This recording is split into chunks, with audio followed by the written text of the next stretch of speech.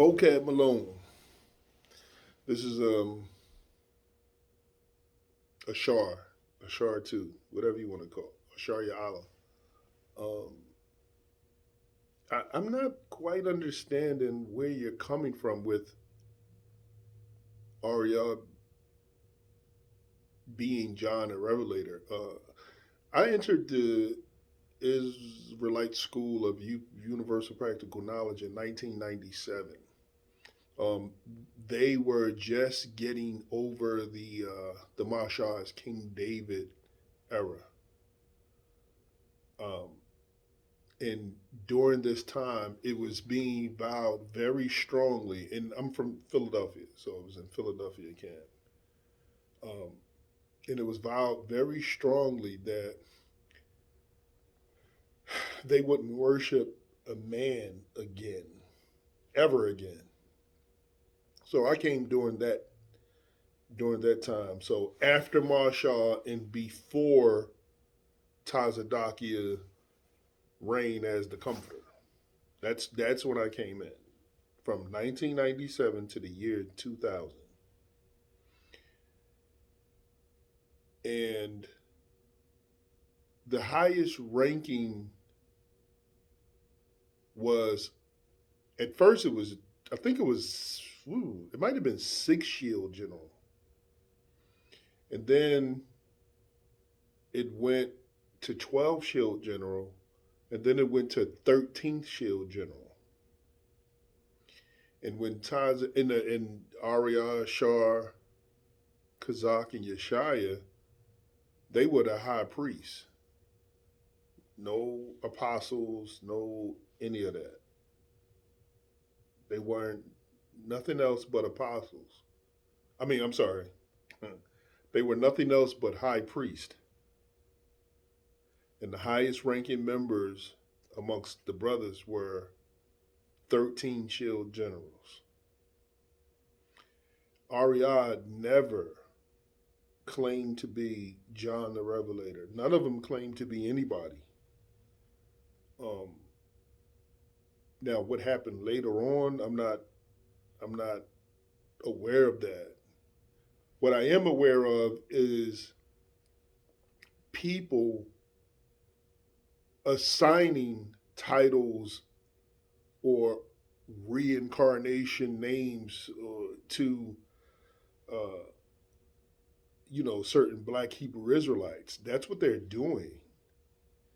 I never seen Ahrayah get on camera and say that he is this person or that person, or heard of anything of him acting as such.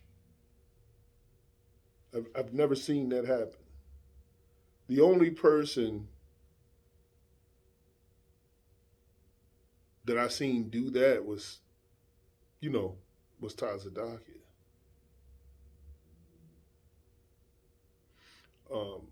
And I seen GMS allude to the fact that what's his name?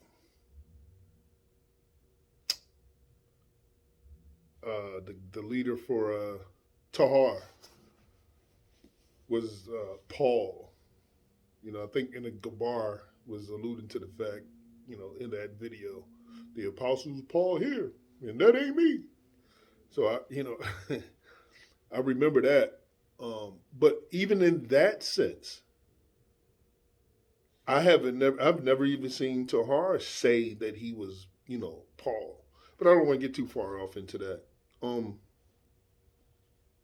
So yeah, I don't understand why you're saying that Ahrayah claims to be John the Revelator. Now I do believe that I saw a video with GMS alluding to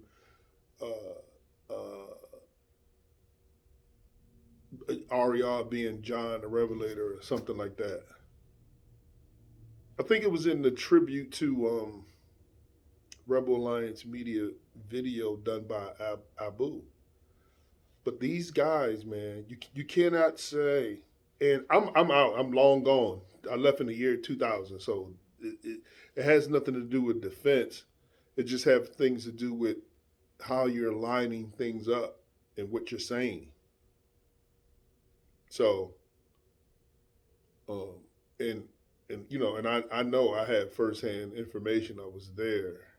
Granted, I left in the year 2000, but um, I still talk to guys. I still talk to brothers that were there, um, and not that have left the school not too long ago. You understand what I'm saying? So I just understood everything that they were saying and doing and how they actually operated. Uh, the other thing that I wanted to address real quick, and I addressed it in another ICGJC split again or whatever in one of the videos on my channel, is that when Ahrayah stated that he's glad to be alive because the comforter that Christ speaks about in the Bible is definitely here. Now, we know that they don't have the correct understanding of scriptures, but according to people that believe and are Christians and believe in the Bible, was that not a true statement that the comforter is definitely here? Correct? So when he said that, my only argument is that he never said Tazadakia is the comforter. He pointed in that direction, but he never said Tazadakia was the comforter. The point that I'm making is that Ahrayah had no problem elevating different men to different